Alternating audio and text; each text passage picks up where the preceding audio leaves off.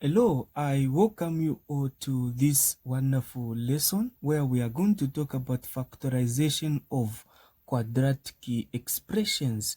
I've got new way of answering these particular questions, so I want you to follow me properly even as I teach you how to go about these wonderful questions. Don't forget to like and comment. So you want to factorize this. How can you factorize this? You know that you need to find the product, the sum, and the factors. So how do you find the product? So you know that your A, in this case, there is a coefficient here of 1. Your B is this number in the middle that gets to have a variable with the power 1. Then your C is the constant, which is a 6. Then how do you get the product? You say A times C. So what is your answer there? What answer are you getting? 1A, C6. 1 times 6, that is a 6. How do you find the sum? How do you find the sum? The sum is just the B. So what is our B there? The B is 5. These are two important things that you need to find. After you find the product and the sum, you need to find the factors. How do you come up with the factors? So the factors are the two numbers that you can multiply to get 6. And if you add them from the word sum, you are adding. So, and if you add them, you get a 5. So two numbers that you can multiply to get 6, and if you add them, you get 5. So what are those numbers?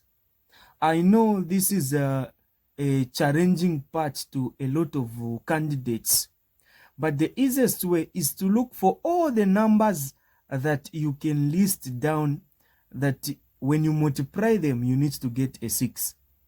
We've got numbers like, so just to give you a demo, 1 times 6, I've got 3 times 2.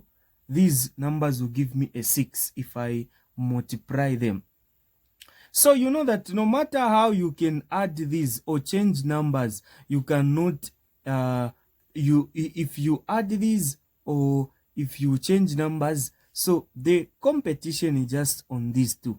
This is a positive, this is a positive. So even these ones should be positive. Have you seen? So if you put a negative here, have you seen? Meaning that if you multiply, you're going to get a negative answer there. So meaning that this part cannot work. But these ones, if you say 3 times 2, 6. 3 plus 2, 5. So meaning that these are our factors. 3 and 2. After you find the factors, as long as the coefficient is 1 there, you just say x, there is positive 3. You just do this, then x plus 2, meaning you've factorized. This is your answer. This is the easiest way to factorize. I believe you've enjoyed this. This is how you need to factorize such expressions. So even as we continue with this, at your own free time, I want you to factorize this one. This is x squared minus 7x plus 12. I want you to factorize this one. I want you to work out this one. This is a simple question, and I believe you are able to do this. Make sure that you work on this particular question. You factorize it. Let us now look at another different question. Let us look at another different question.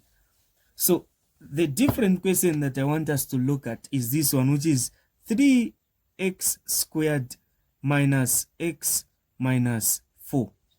You come up with the values of the product, you find the sum and the factors. This is what you need to do. So what is your A? Your A, the coefficient of x squared, that is 3. What is your B?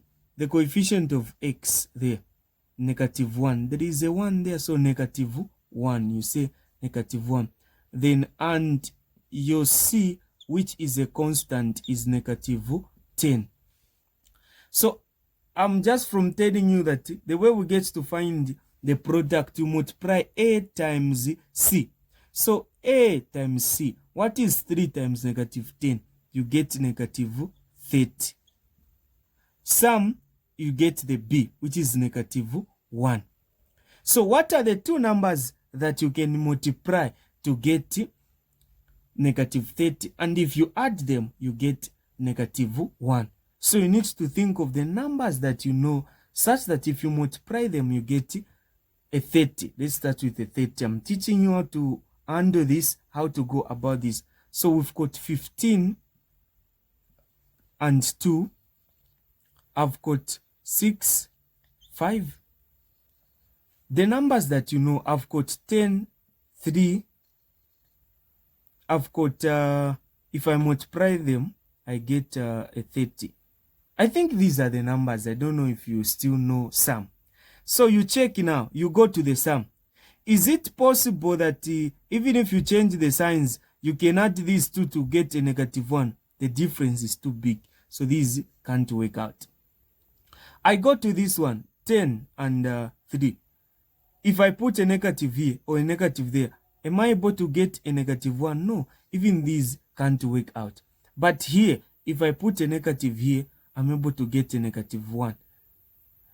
-6 plus 5, -1. If I multiply this, I'm able to get a -30, meaning that my factors are -6 and 5. These two are my factors. So now what I need to do is that this one is different with the first one. The coefficient of x squared is a number there. So I substitute here, I remove this part. Have you seen?